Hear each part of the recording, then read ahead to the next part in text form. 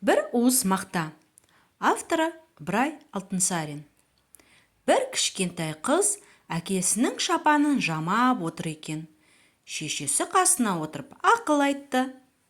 Балам, дүниедегі жаратылған жанды жансыздардың ешқайсының да керексіз болып жерде қалатыны болмайды деп. Сол сөзді айтып отырғанда, қыз бала киімін жамап болып, жердегі мақтаның қиқымын терезеден лақтырып далаға тастады. Әже, осы қиқымның еш нәрсеге керегі бола қалмас, дейді. Шешесі, балам, сол да жерде қалмайды, дейді. Осылайша сөйлесіп, терезеден қарап отырса, манағы мақтаны жел көтеріп ұшырды.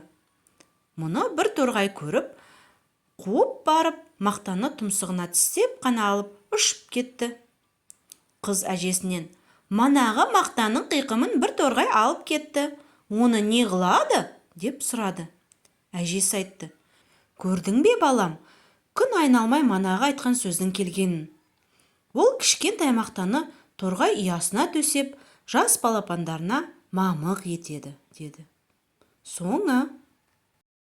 Балаларға арналған қазақша контентті қолдай кетіңіз. Ол үшін арнамызға тіркеліп, жүрекшені басып, пікір қалдырыңыз.